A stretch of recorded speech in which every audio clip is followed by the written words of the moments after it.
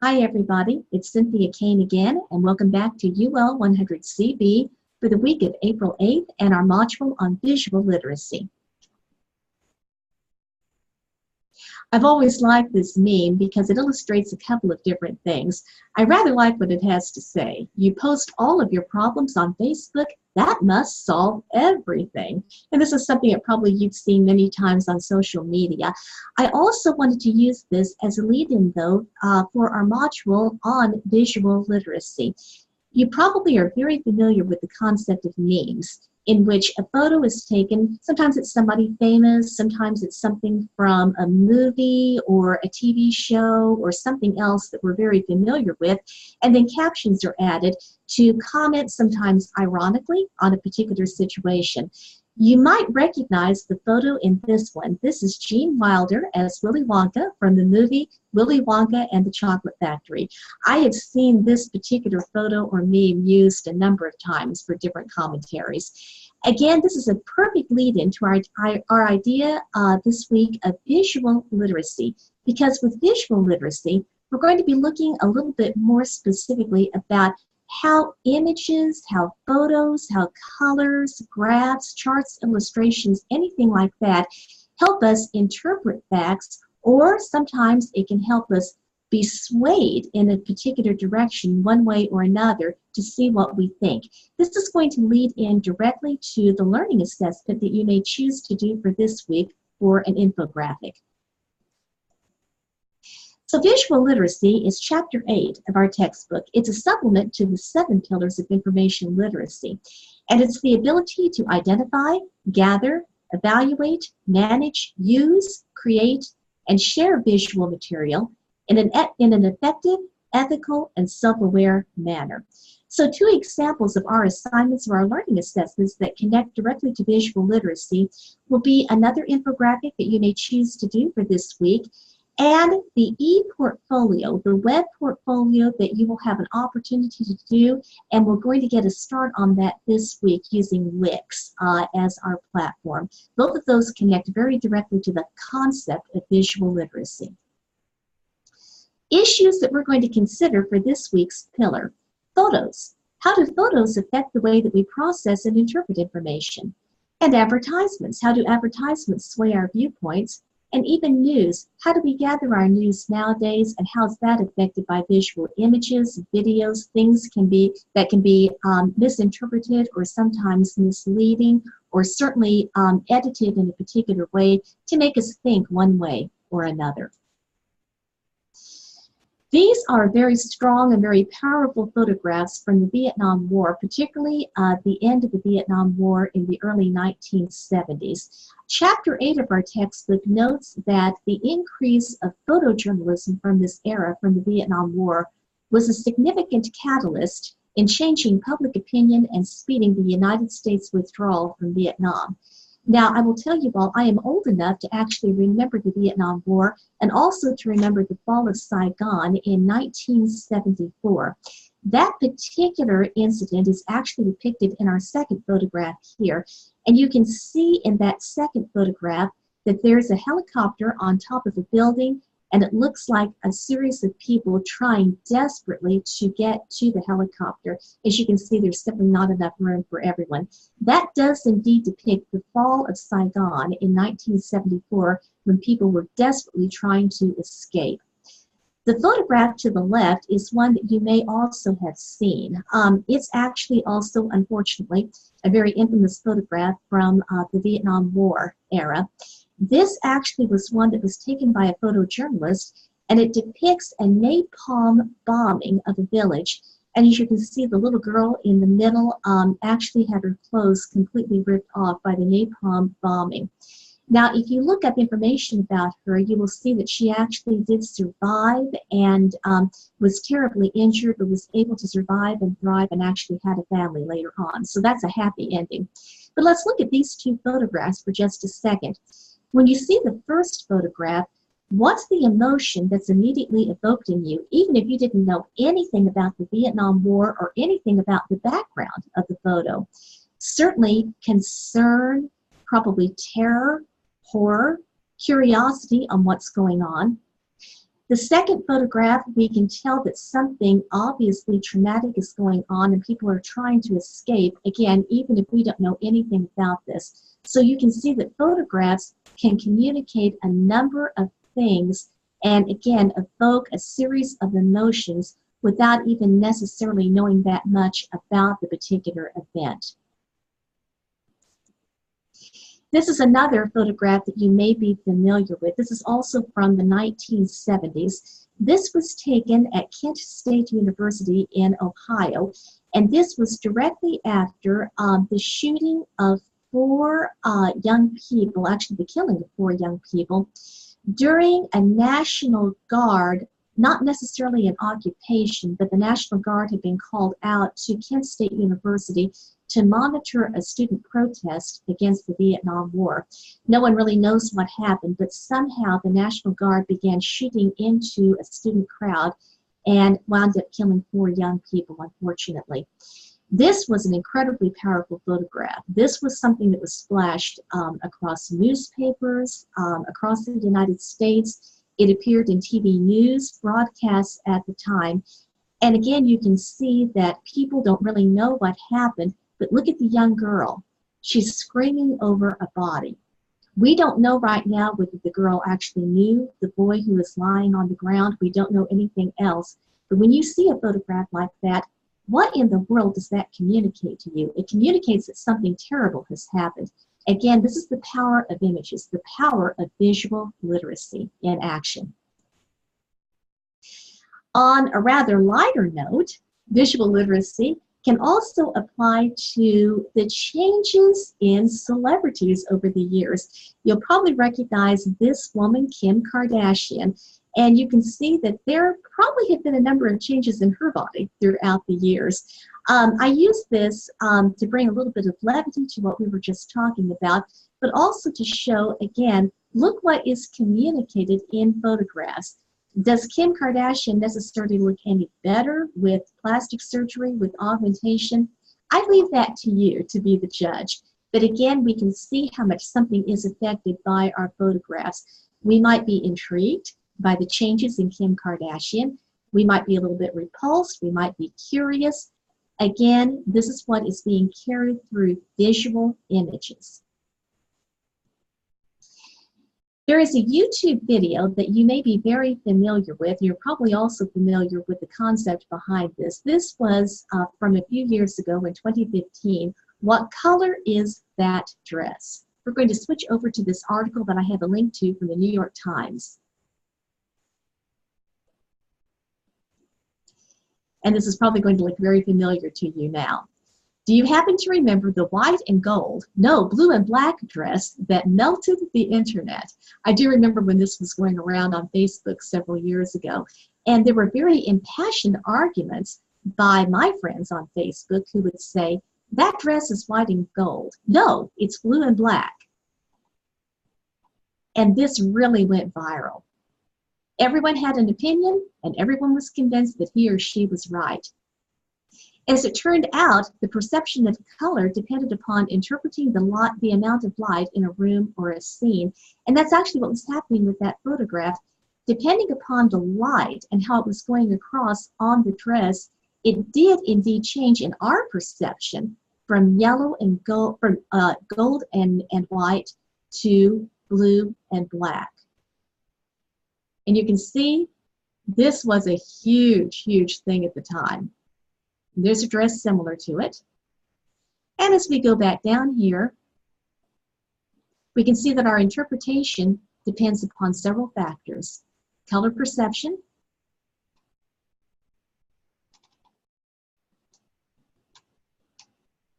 and it turned out it was very unwitting. I wanted to use this as an example because that is a good way, again, of being able to consider how much of what we think can indeed be driven by visual images and how much things can be changed just by a trick of light. Something might change in terms of our interpretation. I have something else I'm going to show to you as well, because another thing that I do want you to think about in terms of visual literacy is the idea of Photoshop. Now, how easy is it to filter a particular photo. Some of you might be using Snapchat or Instagram. I have a friend on Facebook who loves Snapchat, and it seems like she posts a lot of selfies of herself with the filters on Snapchat or adding things like cat's ears, whiskers, things like that. It's kind of fun and it's very entertaining.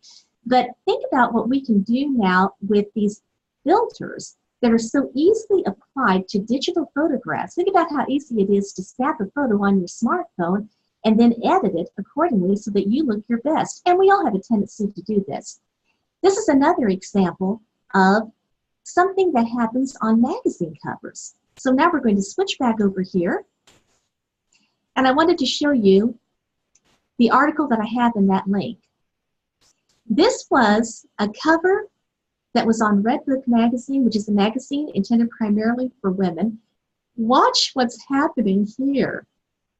So in this particular article from the Jezebel website, they actually took this photograph of Faith Hill that appeared on a cover of an issue of Redbook magazine, and they showed how Photoshop changed her original photo to something that might have been perceived as a little bit more attractive, a little bit more appropriate for the cover of a women's magazine. Now, I don't know about you all, as this is switching back and forth, I really don't think that Faith Hill looks that bad in the original photograph. I think that she looks pretty darn good. But look what they're doing. Look at her arm, for example. Look how that arm's been slimmed. And maybe a teeny bit of a bulge in the back of her sundress. And look how that's been smoothed out. Any perceived lines in her eyes have been erased as well. That's the magic of Photoshop. How does that affect how you see her, though? Think about this for just a second. If you were a woman who was the age of Faith Hill, and I think now she's in her late 40s by this point, would that put pressure on you when you see that cover of Redbook magazine and you think, that's the way that I'm supposed to look and I don't look that good? This can be something that visual literacy can also do. It can actually affect our self-esteem if we are not careful, because again, the things that we can do with filtering, with Photoshop, with Snapchat, with Instagram, it can actually change and kind of mess with the way that we might see ourselves or the way that we are really intended to look, as opposed to an idealized perception of how we should look. This is something, again, that I want you to keep in mind for this module.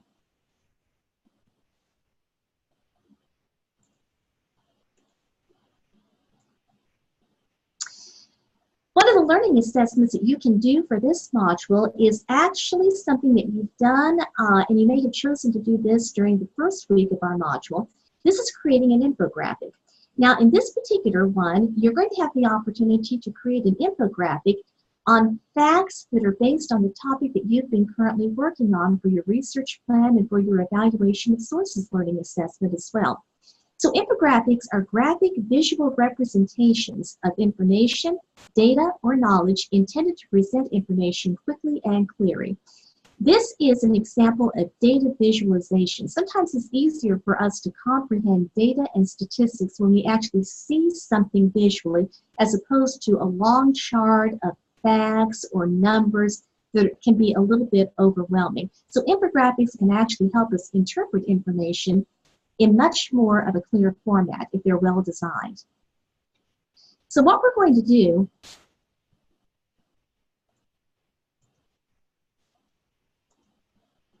is show you, first of all, an example of an infographic. So this is an infographic that actually comes from a site called therenegadepharmacist.com. And this one shows us what happens 1 hour after we drink a can of Coke in the first 10 minutes, 20 minutes, up to 60 minutes. It is a bit graphic in more ways than one. It's an interesting thing of communicating, for better or for worse, what happens to our bodies after we drink 1 can of Coke, what happens in that first hour. Now, if I see something like this, this might have more of an impact on me, health-wise, otherwise, than just reading this information maybe in the text of an article. This is a little bit more capturing my attention because it's more visual. I can see immediately the first 10 minutes, 20 minutes, 45 minutes, 60 minutes. So this is a pretty good example of an infographic communicating facts in a way that I can understand much more clearly. This is another infographic, and I rather like this one because it shows you some proportions of different coffee drinks, such as espresso macchiato, flat white, cafe mocha, cappuccino. This shows me exactly what the proportions would be in terms of steamed milk, espresso, any additions such as chocolate syrup. Again, is it easier for me to see this and remember that than if I just had a list of these proportions in an actual text-based form? And again, this is what an infographic can do for us.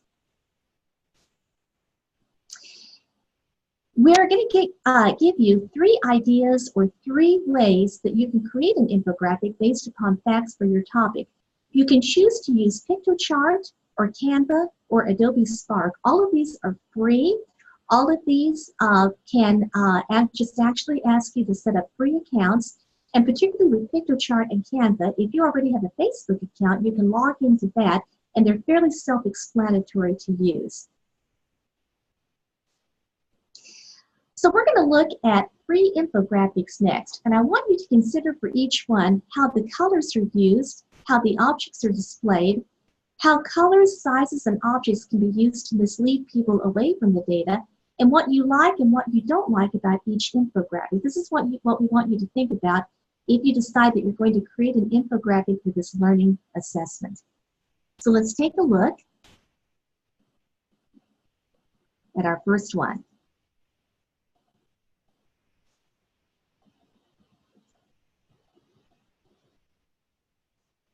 Wow, I don't know about you. This one's a bit overwhelming to me. The $3 trillion war and its cost in 10 steps.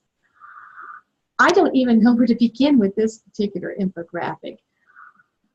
This, to me, is one that is a little bit too overwhelming in terms of not only the images, but also the text and also really just the flow chart.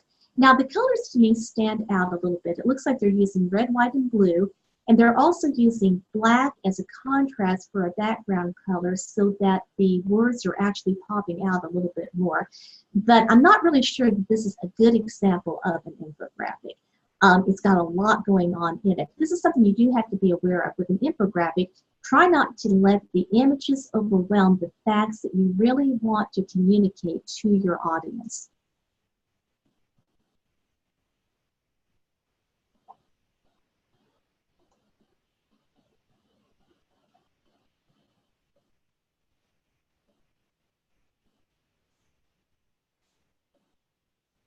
I need to zoom in on this one a little bit more so that you can see that a little bit better. And then I'm going to move this back up here to the top. So here's our next infographic. Are bananas as bad for you as cookies? That kind of caught my attention because I like bananas, but I also like cookies a lot. Researchers from the University of Sydney set out to determine which foods fill you up and keep you full. Now, something else you do want to look at with an infographic is there a citation? Where did the facts actually come from? We didn't really see that with that first infographic, or if the citation was there, it was so hard to find. So this is actually coming from researchers from the University of Sydney. And it looks like they created an index as a measure to see how full you feel after eating something. It's explaining why we might feel full. It's explaining what a sugar crash could be, and showing us if I want to snack on something, maybe I should try something else instead. And it says here to stay full and not crash later, bananas are as good a choice as cookies for French fries. I kind of like this infographic. I don't think it's that overwhelming. It catches my attention. It's kind of a fun topic, but it's also a very important topic in terms of nutrition. And I can read this pretty easily. And it looks like, again, I've got some other possibilities that I can read if I want to find more information. So I've got some documentation here. I think these facts are credible and they are reliable. So that's actually not too bad an infographic at all.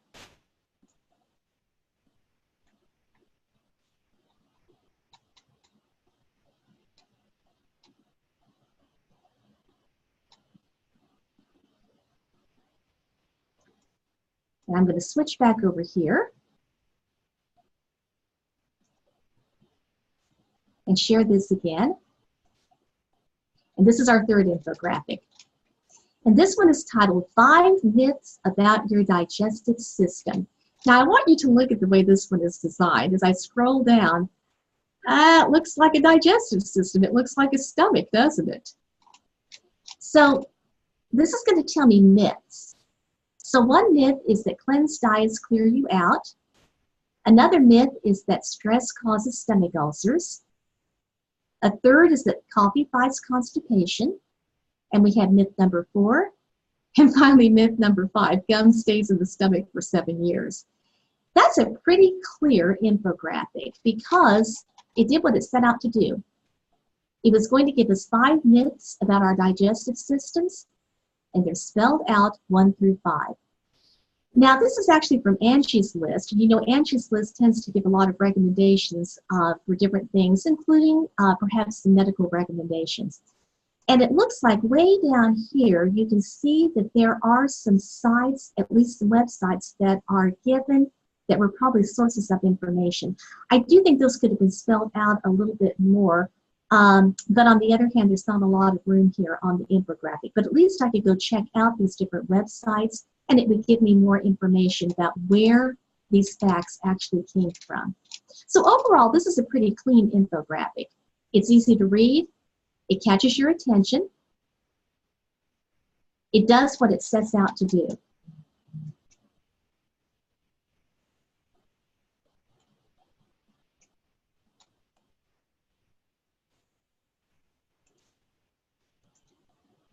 You are now ready to watch our next video tutorials in this module.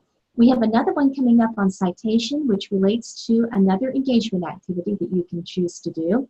We also have a video tutorial on how to use Wix to start creating your web portfolio. And finally, we have another video tutorial that will go over the engagement activities and learning assessments for this week. Good luck.